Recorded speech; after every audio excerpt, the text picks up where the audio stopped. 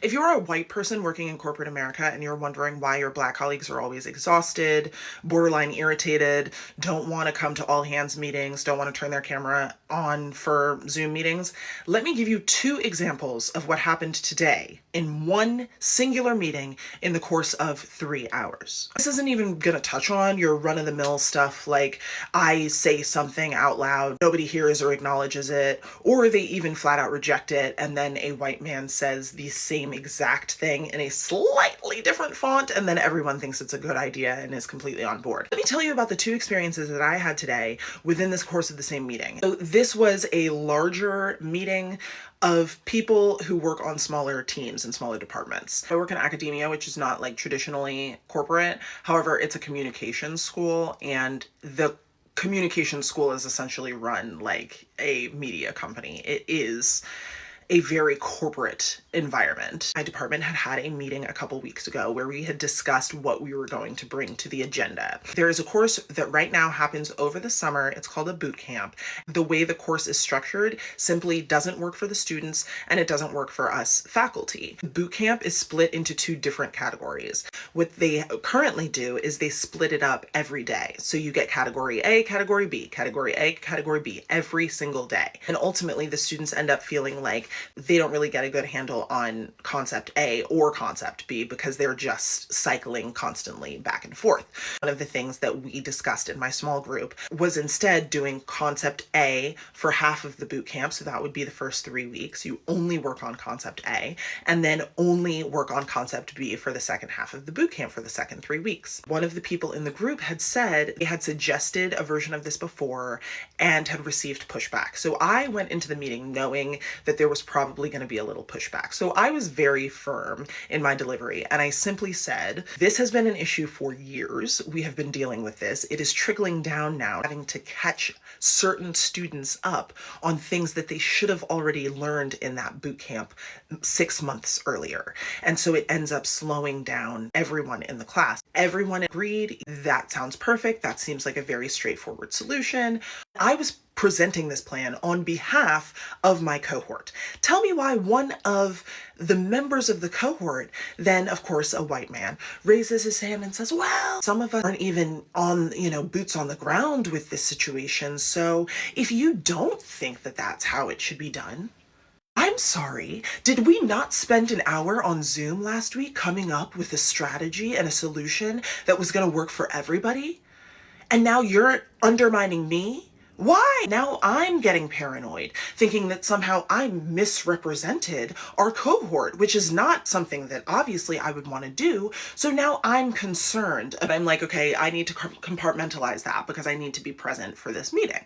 So I will think about that and that potential microaggression later. Now, I'm a TV and screenwriter. I also teach both TV writing and screenwriting. This is a larger meeting with various departments. And so one of my ideas was to have a new course that would be cross-listed between one other department and my department.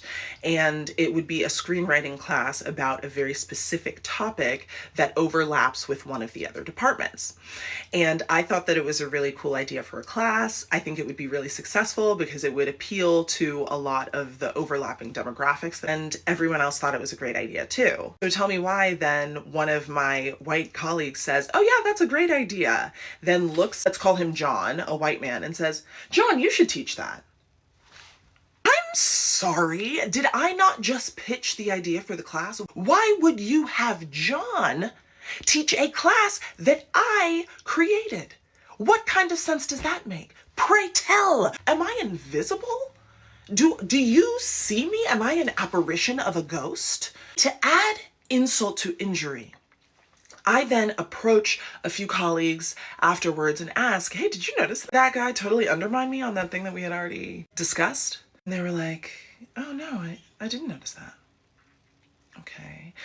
I go up to someone else. Hey, did you notice that I pitched an idea for a new class? Everybody loved it. And then they said that the white guy should teach it? No, I wasn't really paying attention. I was writing emails. This is part of the problem. You cannot be an advocate, you cannot be an ally if you are so self-centered that you are only thinking about yourself, your experience, and what's going on in the room for you.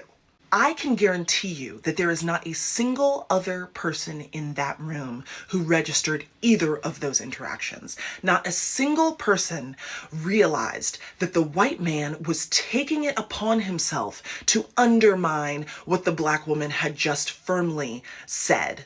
Nobody realizes that when I pitched a class that everybody agreed was a great idea, the first response was, let's give this great idea by a black woman to a white man. Here you go. This kind of BS happens all of the time. For your black colleagues, it would be preferable not to go to these meetings at all. Because I would rather not have you take my ideas and give them to a white person. I would not be in this situation at all if I just didn't go to the meeting. It would be preferable for me to be in the meeting online with my camera off so that you don't see me looking at you sideways when you suggest that someone else gets to teach the class that I just pitched. But when I'm in the room, my face has to stay quiet because otherwise I'm going to be seen as an angry black woman, because otherwise I'm going to be seen as aggressive or difficult or not a team player. It's exhausting. When your black colleagues are exhausted, this is why. When your black colleagues don't want to show up to all hands meetings, this is why. When your black colleagues don't want to speak up in meetings or give their ideas in meetings, it's because they know that it's not going to be appreciated and it's going to be stolen. It's going to be plagiarized. It's going to be bastardized. It's going to be whitewashed. That is what white people do. That is what corporate culture is. If you are a white person in corporate America, I am begging you, the next time you have an all hands meeting, watch the dynamics, see how many times a black person speaks up and see what the response is in the room. Do people listen to them? Does somebody else take their idea and repackage it? Do they get credit for their contribution, or does it get passed to someone else? Are there white people acting as devil's advocates against the black people in your meetings? And instead of relaxing and going about the rest of my day, I'm here recording this video because I am hyper fixated on these two interactions that I had today. I don't get to just come home from work and turn my brain off and just watch a show. I come home and I have to unload the baggage from the day. Understand that this is the weight people you work with are carrying that you don't care about, that you've never thought about.